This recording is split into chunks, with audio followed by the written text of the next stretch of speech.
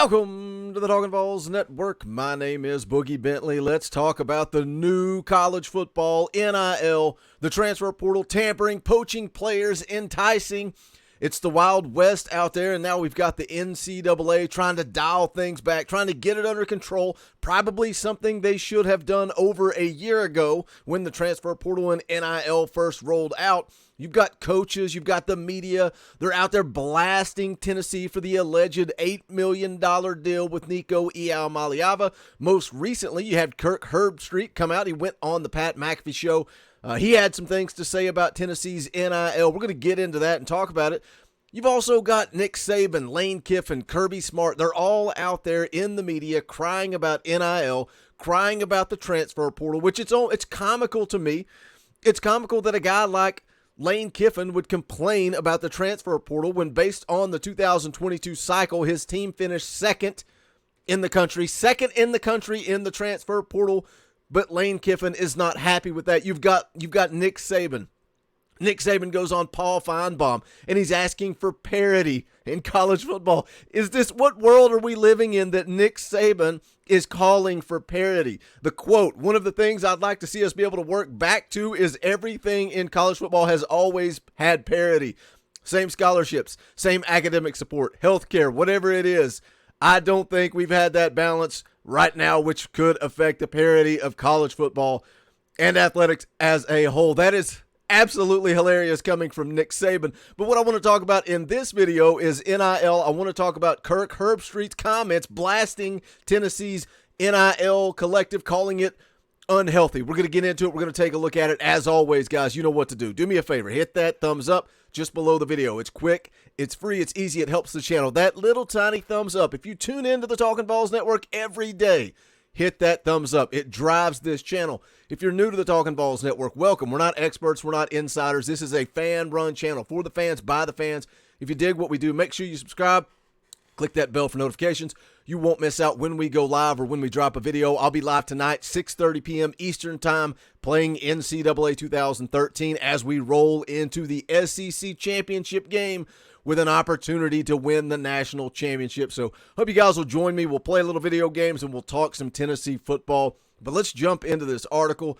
On 3.com, Kirk Herbstreit explains what parts of NIL he supports, renounces. This is written by Steven Samra, again on 3.com. And let me get it out of the way. First and foremost, I like Kirk Herbstreit. I think he shoots straight. I think the guy genuinely does like Tennessee. I think he does. You know, when you watch him on College Game Day, I think he understands that it's good for college football. It's good for the SEC when Tennessee has success. Now, the article here says Kirk Herbstreit can see both sides of the NIL coin. While the ESPN College Game Day host is a big fan of student athletes being able to profit off their abilities, there are aspects of the way college football's newest venture has been handled that Herbstreit is not a fan of. In an appearance on the Pat McAfee show earlier this week, Herbstreit spoke about the poaching that's been going on throughout the college football world and why he believes something needs to change moving forward. Here's the quote from Herbstreit. Says, these last 6-7 months, just trying to digest it all. It's been like a fire hose. Everything's happening at once. So I find myself a lot of times just thinking about what are the answers, because right now, what's happening, this isn't the answer. He goes on to say it's great to see some of these players that are making money, but there's no control when you're poaching, let's just say, Ball State or Pitt or Southern Miss or whoever, because they have an all-American freshman receiver or a big bad whoever goes in and says, oh, we need a receiver, we'll take him. We need an offensive lineman. That's not what this is about, and I don't like it. Now, that's why I laugh at guys like Lane Kiffin and guys like Nick Saban, because that's exactly what they are doing. That's what Nick Saban is doing. He's got a roster full of five-star talent, plug and play, just like Kirby Smart at Georgia. And they go in and they find you got a hole at wide receiver. Let's go get Addison, and we'll add him. We'll add one of the best receivers in the country, last year's Biletnikoff Award winner. Let's go get Jordan Addison. We'll plug and play, and we'll move forward. That's exactly what Nick Saban is doing. Nick Saban's problem is with NIL, and you can come on here as an Alabama fan and disagree with me and try to prove your point, understand what I'm talking about. I'm not talking about the last 10 years of on-field play. I'm talking about NIL, fundraising, Spire Sports Group, and money. Alabama cannot compete.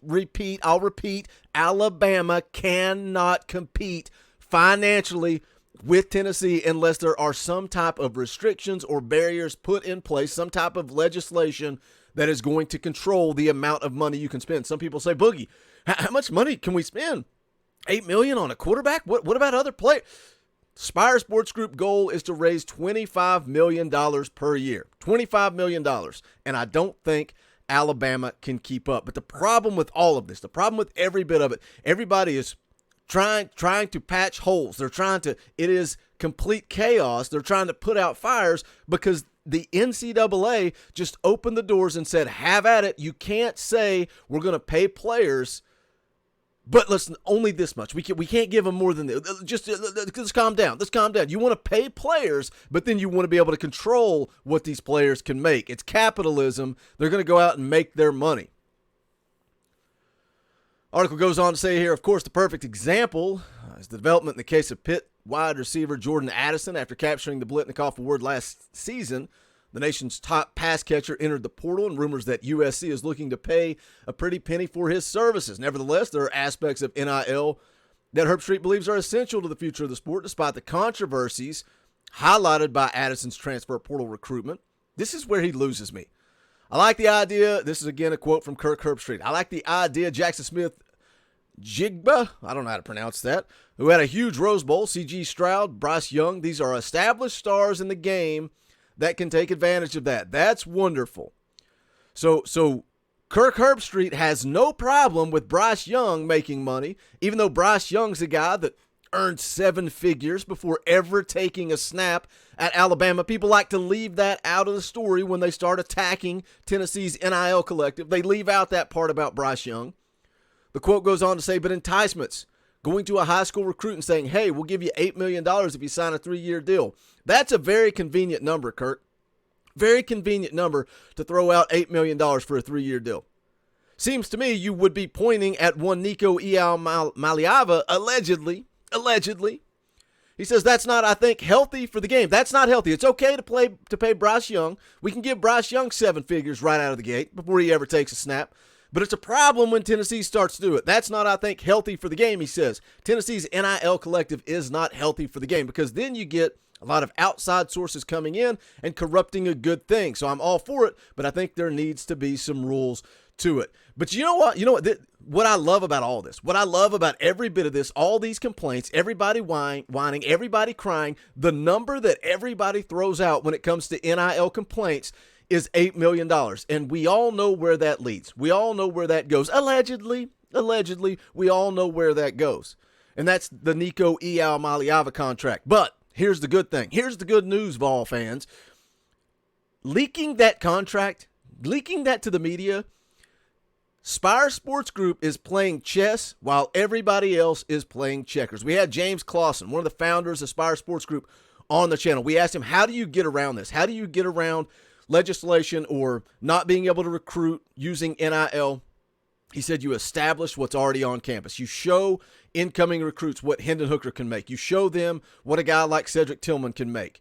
You show them what current players on the roster are making. So we leak this little $8 million deal out to the press. Guess what happens? Everybody knows where the money is at. Everybody's talking about the $8 million deal. Everybody's talking about Nico. So where do you think a guy like Carnell Tate wants to go? He wants to go where the money's at. Where do you think a guy like Francis Maui go, a 5-star offensive tackle, wants to go? He wants to go where the money's at. It has been established. Everybody in the country knows where the money is at. So no matter what they do moving forward, they can pass legislation, they can put up barriers, they can put up walls. Everybody knows that our pockets are deep and we are ahead of the game when it comes to NIL.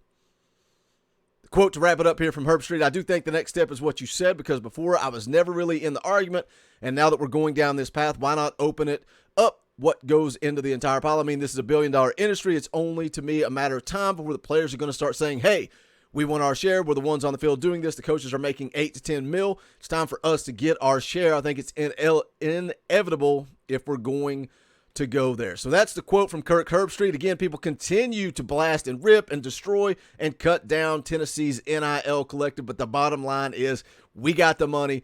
Everybody knows it. We're going to see it as we move forward in the world of recruiting. Hit that comment section. Let me know your thoughts. What do you think about the whole NIL, the transfer portal, enticing Where do you think Tennessee sits in the entire grand scheme of things? Also, make sure you smash that thumbs up on the way out the door. Go check out the official merchandise of the Talkin Vols Network. Go to bonfire.com/store/Talkin Vols. Any and all support greatly appreciated. Hope to see you guys tonight. Again, we'll be live at 6:30 p.m. Eastern Time, hanging out, playing some NCAA 2013.